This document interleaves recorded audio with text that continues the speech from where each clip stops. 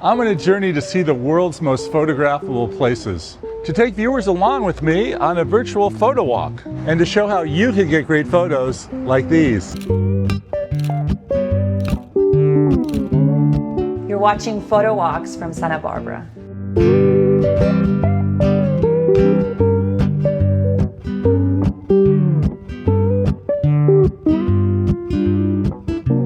I'm Jefferson Graham, and today we are walking through Spanish courtyards, hidden alleys, and seaside sunsets to show you the best photo spots in town in what's known locally as the American Riviera.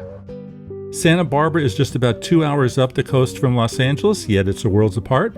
A favorite celebrity hangout, home to Oprah Winfrey, Prince Harry and Meghan, and countless others. They call it the American Riviera due to a similar climate to French and Italian Rivieras and the Spanish-influenced architectural style.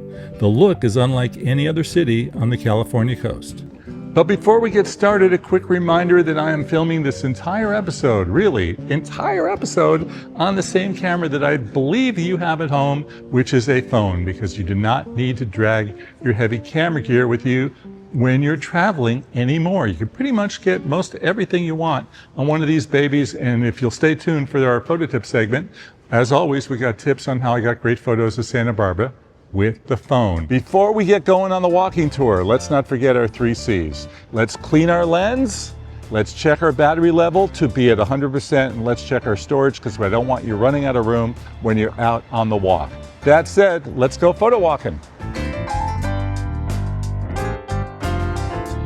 In Santa Barbara, even the park benches are gorgeous, all tile. The main thoroughfare, State Street, is closed to vehicle traffic and is now open to pedestrians and cyclists. We're going to check out State Street, the amazing beaches, the historic Mission. We're going to meet some local cats, really. We're going to go on a food tour, and we're going to start with the red tile walking tour. Several of the greatest hits of Santa Barbara are bunched together into a short stroll, and I'll show you some key highlights for your really cool Santa Barbara photos. The Red Tile Tour begins with arguably the masterpiece of Santa Barbara, the County Courthouse building. Inside, one masterpiece after the next. This used to be a former bull ring, believe it or not. You can go to the top and you've got a great 360-degree view of the area, which we're going to do. The next stop is one of the great public libraries, and we're going to go inside and check it out. The Santa Barbara Library is a Spanish-style gem with arched windows, red tile roofs, naturally, and a quiet courtyard outside with a killer door that will stop you in your tracks. And right around the corner on State Street, you'll find the Santa Barbara Museum of Art, which houses collections ranging from ancient through contemporary works from Asia, Europe, and America. You're looking at the Hill Carrillo Adobe building. It was built in 1826, notable for having the first wooden floor in Santa Barbara. This courtyard is framed by tall Spanish Revival style buildings. It's lined with shops and galleries, and the narrow lane has what the city fathers say is a European feel, plus life-size bronze sculptures, including, of all people, Ben Franklin in Santa Barbara. I think you're on the wrong coast. Hey Ben, what do you say? My name's Jeff. Good to see you. What do you got in your hand? A little Constitution or something like that? This is not on the Red Tile Tour, but you know, it's right up the street from the Santa Barbara Museum of Art, and it's right on State Street, Cat Therapy Cafe. Get to go in and say hello to some kittens. Who wouldn't want to do that? I mean, really. Let's go. Are you Catalina? I'm Catalina. I'm Jeff. Nice to meet you. There we go. Oh boy. Yeah, so I was volunteering at a local shelter for cats and kittens, and I realized the kittens would get adopted really quickly, but then the teenagers, so like Niall here is a teenager, or the mamas and you know, the adult cats would actually take a long time, and the shelter wasn't quite set up to facilitate those adoptions because they would spend most of the day in a kennel, and then, you know, maybe they would take them to the adoption rooms, but the cats really needed to feel truly comfortable in a space to show their true personalities. And so a lot of cats would not get adopted right away because they were scared, they were afraid, they were overstimulated. And I heard about cat cafes opening up around the country as a way to help facilitate these adoptions for these particular cats. And I thought it was such a great idea, and I went to visit one And I fell in love with the concept, and I thought Santa Barbara would be a great place to do this and to, dedicate, the time to creating a place in the community where people can come and interact with these shelter cats, and the cats can be comfortable, and it can be a win-win. What could be more perfect? Next, we've got the Santa Barbara Historical Museum, which is where we met up with the local historian, Neil Graffi. Well, it dates back to when the Spanish first arrived here and they needed to make roofing material, and there was good clay deposits, so they made the adobe bricks here, and then they made the red clay tiles, which they fired to put on top of the roofs. And so that was the standard through the Spanish and through the Mexican periods. And then in the 1890s, we started the Mission Revival style of architecture, where architects, actually they took Santa Barbara Mission as their guide, and they built on that. And so the red tile effect started coming back. People saying, gosh, we're beginning to lose this great element of California history. And so we saw the first houses being built in Santa Barbara in the 1890s with this Mission Revival style. And then it sort of evolved into a little bit more Spanish themed. So we have what they call the Spanish colonial architecture, but truly most of it is a mixture. It's a hodgepodge of things from Spain, Portugal, the Mediterranean, all the best of that mixed into one. Santa Barbara's main post office was completed in 1937, and it's on the National Register of Historic Places as a great example of 20th century Spanish colonial revival design. We ended the Librero Theater. This is California's oldest continuous use theater, and what a beauty it is. And that concludes the self-guided red tile walking tour. Look to spend about 3 to 4 hours. Optimally, start around 10. Stop for lunch on State Street, continue afterwards and finish it all off. As far as us, we're headed off to the next adventure, to the Santa Barbara Mission, called the Queen of the Missions. It's the Queen of the Missions because it has 2 of the bell towers. The other missions don't have that, so it's pretty unique and makes it extra special. It's one of the most photographed icons and attractions that we have in the town. This is not part of the red tile tour, which is ironic because it really should be. This is the Arlington Theater, the entranceway to the great old historic movie theater. It's at the top of State Street. You can't miss it. If you're lucky enough to be here in town when there's a movie playing, go see it because the inside is astounding. One of the most delightful things about the Arlington Theater, you walk inside and you think you're in a Spanish courtyard. You see houses along the edges, faux painted, some of them, and three-dimensional with the stucco and even red tile poking out. So it looks like you're sitting in the square of some town in Spain.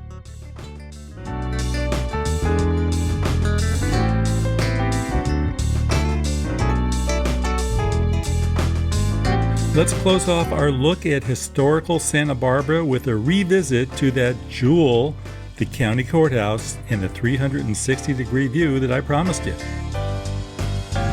And it's just got this old California, I don't know, just vibe going on that's just really, really beautiful. The Santa Barbara Courthouse is said to be the most photographed courthouse in America, if not the world. A public building, generally they are made not to be as gorgeous as possible. They're just strictly functional buildings. This more than speaks Santa Barbara and what has made Santa Barbara and what has changed Santa Barbara. All the phenomenal elements of turrets and little secret garden areas and wandering paths throughout a courthouse. Now, usually it's just a empty building, full of jurors and supervisors, and the time and effort they put into this is really phenomenal. You've seen the exterior, the gem of Santa Barbara. You've seen the interior, all those nooks and crannies, and now you have the clock tower for arguably the best photo spot in Santa Barbara. 360-degree view everywhere you look.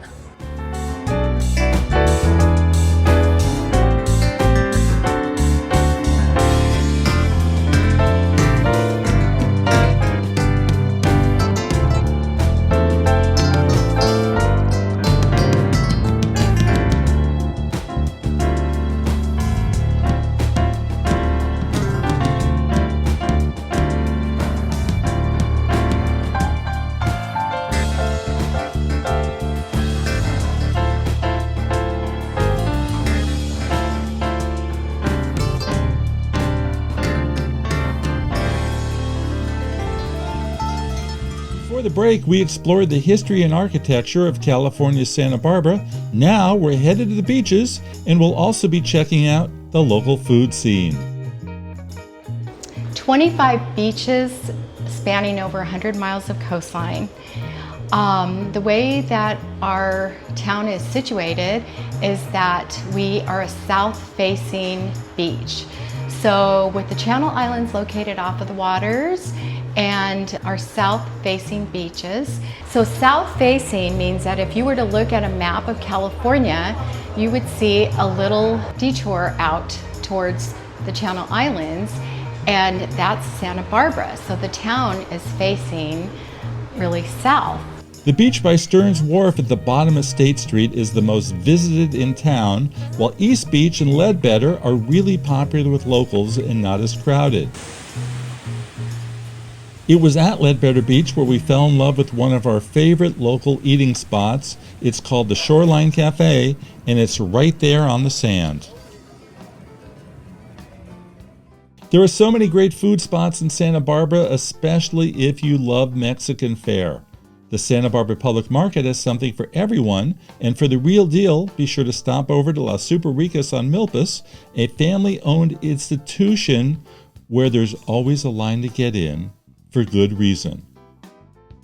Many of Santa Barbara's most popular eateries and wine tasting rooms are in the area of town called the Funk Zone. There's a lot of great history here. This is now Santa Barbara's prime area for socialization. Lots of great food here, eateries, lots of great places for just relaxing, having a glass of wine or a glass of beer, and getting to meet new cool people. I met up with Nadia from the Eat This, Shoot That food tour for a mini look at the local food scene in the Funk Zone. Okay, we have octopus, we have a schnitzel poutine, we got wine, we have a taco tasting at Moni's, then we have a pizza tasting at Lucky Penny, and we finish it with a sweet treat at McConnell's. Santa Barbara's a convenient beach town, of course. And there's great surfing, kayaking, stand-up paddleboarding, all that stuff. But we don't want the community to miss out on the food scene, or really the people who are coming here, right? Who don't know about all these amazing spots that you might miss if you're just trying to scroll through, Google or a Yelp page or something. We want people to understand the best, what's really happening, what's exciting down here in Santa Barbara. So we have a food tour because we have, well-versed guides and also people who have been here for decades who really know the spots, who want to give you that delicious flavor. Because there's no refund on the bad food you do, am I right? Right? You can't get your calories back, can't get your money back. So you want to make a wise decision. So we have guides here who will help you do just that thing. The heart in Santa Barbara is shown a lot through their food. The mellow but vibrant flavor palettes that we have here with our dishes. I would also say, of course, the amazing access we have to incredible seafood with our waters. We get to showcase in our dishes. But overall, I think just the vibrant lifestyle. If there's one word, I think I would use that word, vibrant, because we have a vibrant life we get to live here. We're by the ocean, the weather is nice, we feel, happy and blessed to be here, and we show that in our food. We show our food with care and with nourishment and thoughtfulness. Yeah. Okay. Go for it. How do we split a taco 3 ways? So I would say that we do that by order of delegation. So since you're the one leading this tour, you get to have the taco and enjoy at least that I treat. get to have the first bite, right? Yes. I will partake in the chip with you, but I've had this taco many a times. Yeah. This is your favorite taco in Santa Barbara. My favorite taco in Santa Barbara. Cannot be beat. Okay. Really good. Nadia, thank you so much. This was a lot of fun. Eat This, Shoot That. Yes, Eat This, .com? Shoot That food and photo tour. Yes, eatthisshootthat.com. You can come take a tour with us in the Funk Zone in Santa Barbara. We have 6 tastings. It'll be a great time for you. I hope to see you there. Nadia had to go back to work, but as you know, her tour always ends here at McConnell's, and you have to have an ice cream cone after the taco, not before the taco, when in Santa Barbara. Locally owned and operated. Got sea salt, cream, and cookies, huh? Yep. I'll do that one. A small cone, please. Oh, look at that. Food tour, Santa Barbara. I think all we have to do now is pay for it. What a great way to end a food tour with an ice cream cone. That's so good. In Santa Barbara, we stayed at the Best Western Plus on Bath Street in a residential neighborhood, a quiet street just a few blocks from Mission and the site of Santa Barbara's first McConnell's ice cream parlor, as well as, of course, the historic Santa Barbara Mission. You're off a bit. Staying in at the Best Western Plus Santa Barbara on Bath Street puts you in a bit more of a quiet ambiance neighborhood. And so you're off a little bit, but you're close enough to either walk or drive to downtown and explore the rest of the town.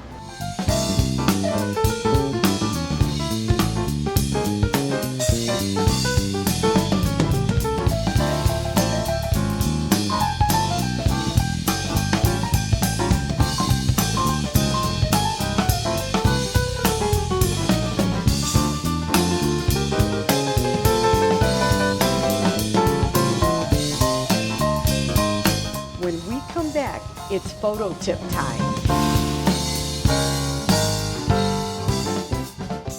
So it's photo tip time here in Santa Barbara, where today, instead of my tips, Nadia is going to offer hers. She gives food tours, as you know, because we just took it, in Santa Barbara, and she's going to offer some of her favorite tips for shooting food. Thank you very much. Absolutely. Just like jalapenos.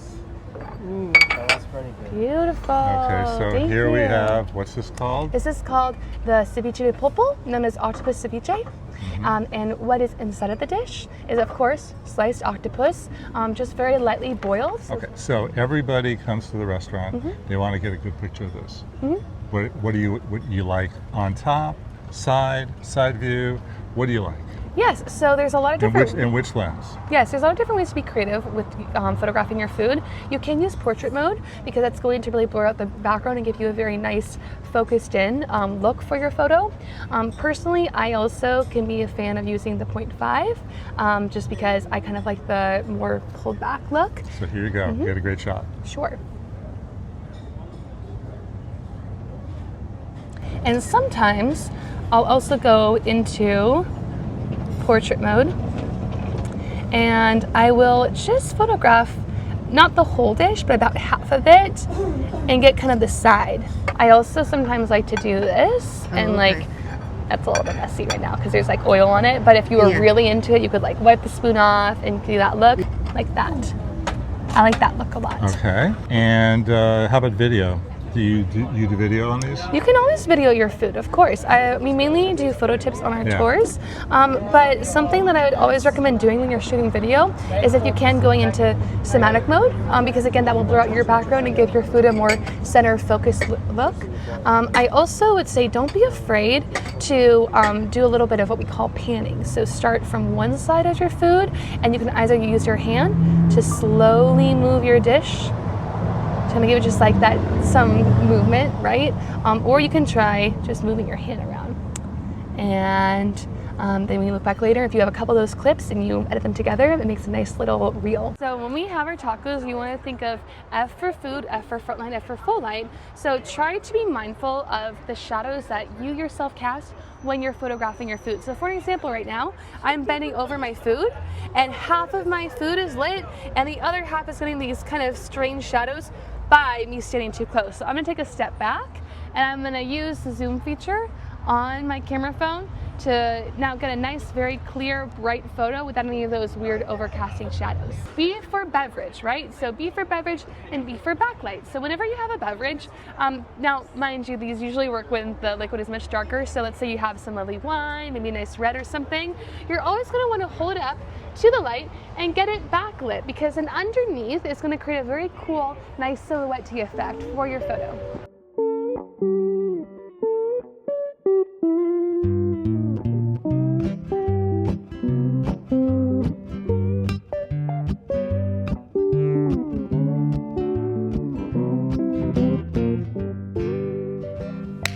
That's a wrap for our visit to old historic Santa Barbara. Quite a place, don't you think?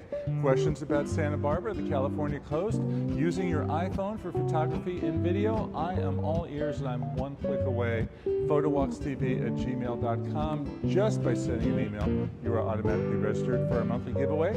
I'm Jefferson Graham and I'll look forward to seeing you on the next Photo Walk. Bye-bye.